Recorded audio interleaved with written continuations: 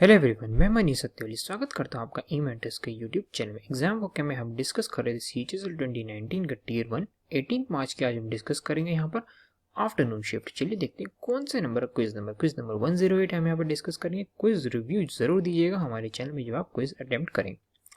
देखिए पहला क्वेश्चन आपके पास है, आपको बताना है अप्रोप्रिएट सिनोनिम बताना है आपके पास यहाँ पर। किट का अप्रोप्रिएट सिनोनिम क्या होगा?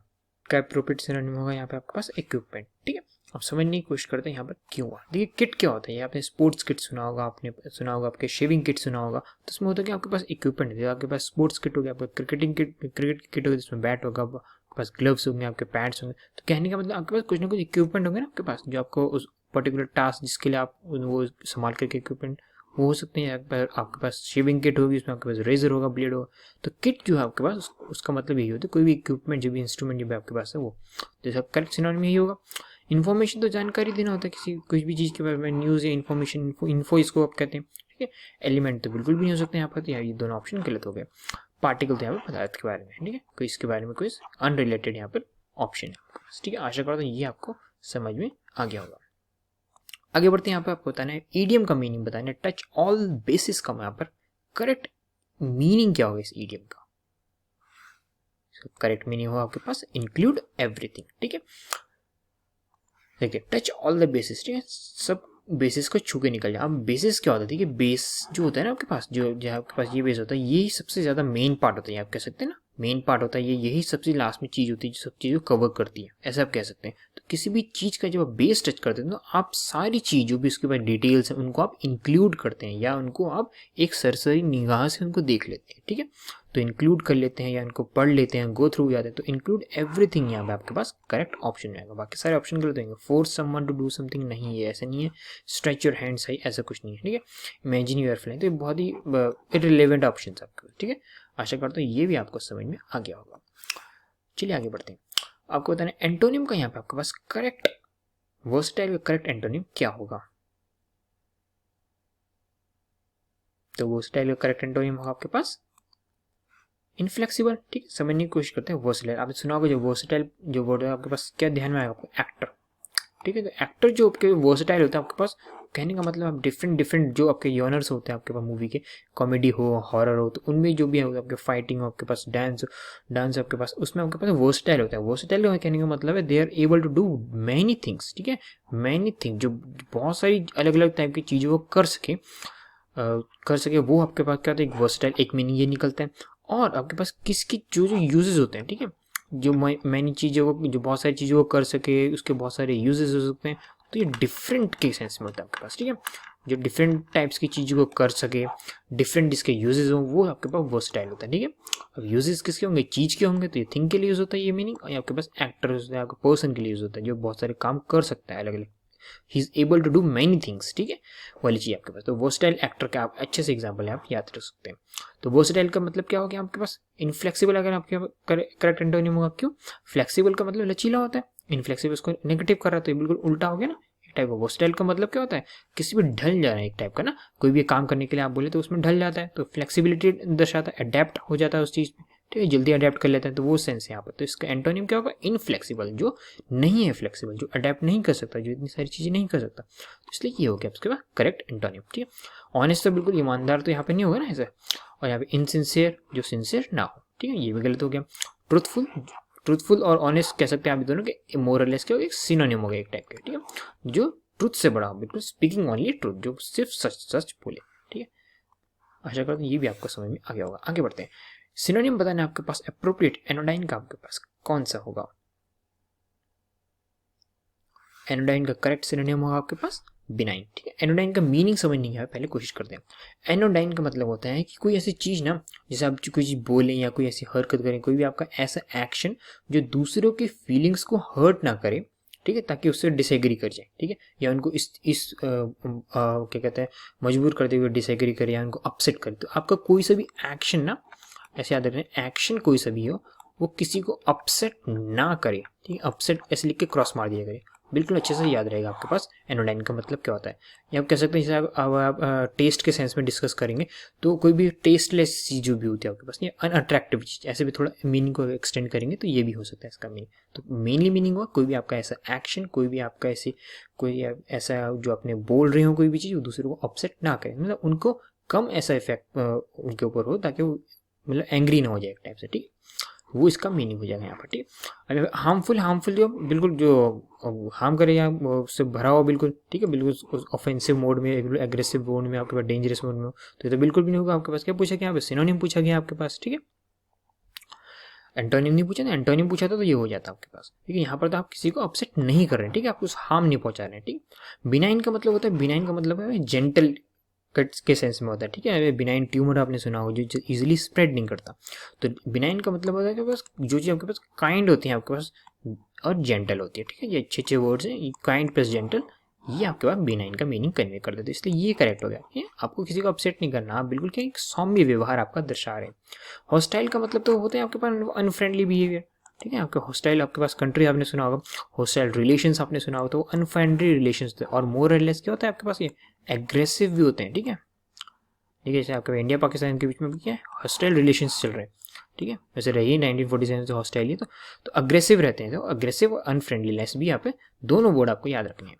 गैगेंटिक का मतलब होता है आपके पास जो लार्ज होता है, ठीक है, एक तो होता है लार्ज, एक होता है वेरी लार्ज, ठीक है। तो आपके पास ह्यूमंगस जिसको कहते हैं आपके पास, वो चीज़ हो गया आपके पास गैगेंटिक का मतलब, ठीक है। तो एनोडाइन का आपका करेक्ट ऑप्शन ये हो गया। आशा करते हैं ये आपको अच्छे से समझ में आ गया होगा। नेबुलस का करेक्ट एंटोनिम बताइए कौन सा होगा। नेबुलस का करेक्ट एंटोनिम होगा क्लियर, ठीक है। नेबुलस का मीनिंग क्या होता है, नेबुलस जो आपके दिमाग में क्या आना चाहिए, एक क्लाउड की इमेज आनी चाहिए आपके पास, ठीक है। या नेबुलस आपके पास क्या होता है, स्टार की इमेज आनी चाहिए आपके पास, ठीक है। नेबुलस क्या होता है, नेबुलस होता है बिल्कुल फजी, आपके पास क्लाउडी स्टार आपके पास बिल्कुल ऐसे भरा हो कि जिसके आर पार आप देख ना सके, ठीक है। तो वो चीज़ होती है आपके पास नेबुलस, ठीक है। नेबुलस क्लाउड आपके दिमाग में बिल्कुल हिट करना चाहिए जैसे आप वर्ड को सुने। तो कोई भी चीज़ जो भी मेरे पास क्या होगी, क्लियर नहीं होगी, नॉट क्लियर, ठीक है। ये आप सिर्फ क्लियर लिख के क्रॉस मार सकते हैं अच्छे से याद करने के लिए। जो भी चीज़ क्लियर नहीं होगी आपके पास नेबुलस होगी, ठीक है। कॉमन तो यहाँ पे इससे तो कोई रिलेशन ही नहीं क्लियर होने या ना होने से।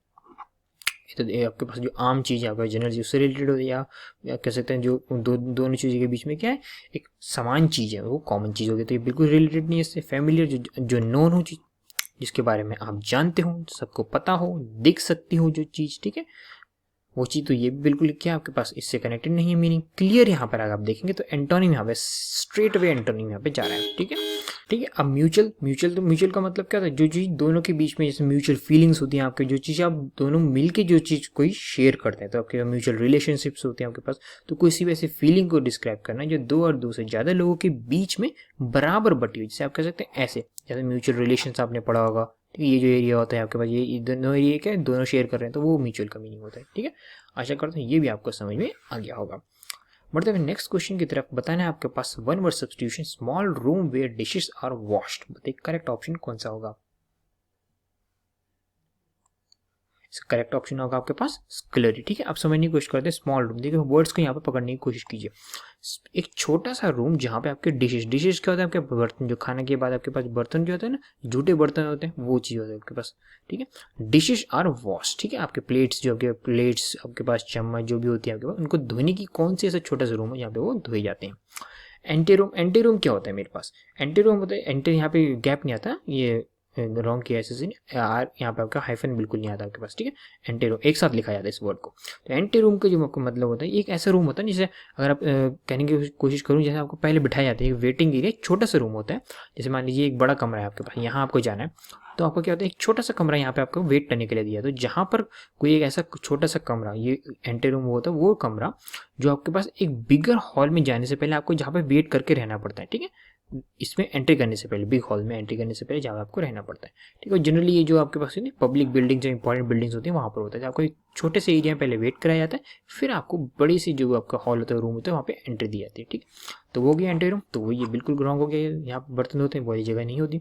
पेंट्री वो होती है, यहाँ पे फूड को स्टोर करते हैं, ठीक है। जो फूड पेंट्री आपने सुना होगा, तो फूड जहाँ पे भी स्टोर होता है वो आपके पास क्या हो गई, फूड पेंट्री होगी। यहाँ पे फूड स्टोर होता है वो पेंट्री होगी, ठीक है। लैडर जो है आपके पास, ये भी आपके पास पेंट्री होती है, बट आज की डेट में इसको यूज़ नहीं करते, वर्ड को पेंट्री प्रीफर करते हैं। इसका मतलब भी क्या होता है, पेंट्री। तो ये दोनों क्या हो गए, सिनोनिम हो गए, ठीक है, ये दोनों सिनोनिम हो गए।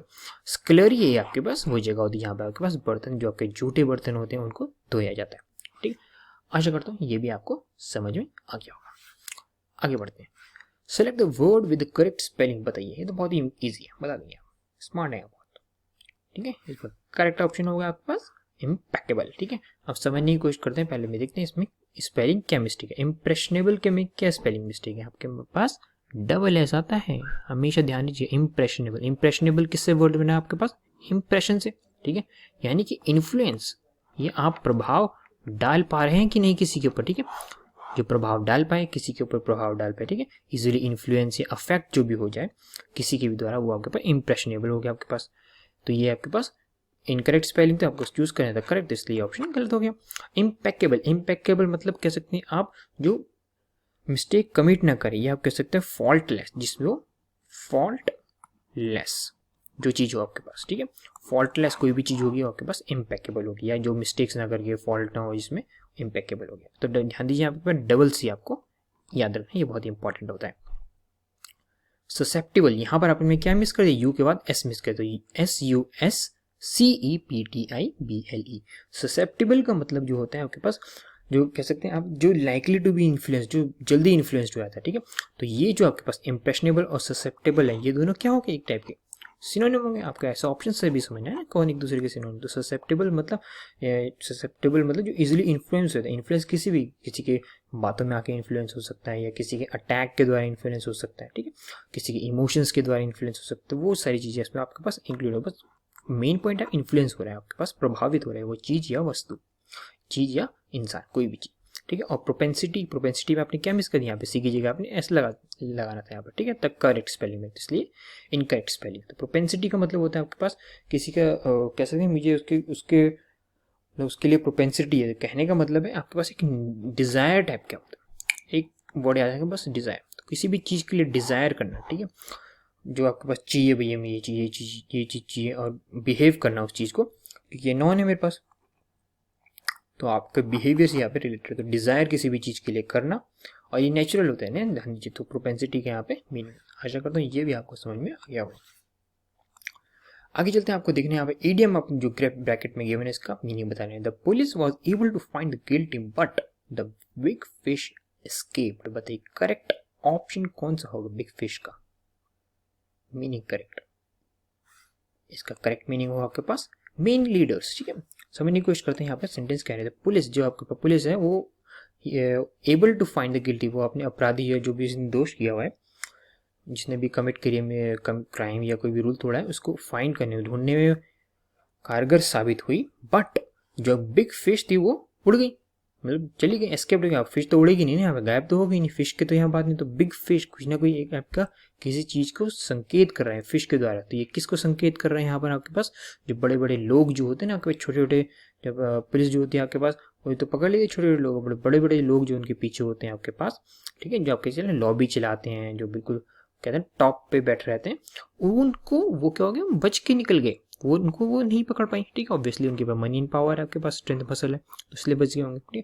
तो बिग फिश का मतलब आपके पास कोई भी ऐसे लोग जो आपके पास मेन लीडर्स हों, जो आपके पास जिनका बिल्कुल इन्फ्लुएंस ज्यादा हो। इन्फ्लुएंस कैसे होता है, आपके पास मनी और पावर से होता है, तो जिनका इन्फ्लुएंस ज्यादा हो, ठीक है, पावरफुल लोग जो होते हैं आपके पास, वो यहाँ पे चले गए, ठीक है।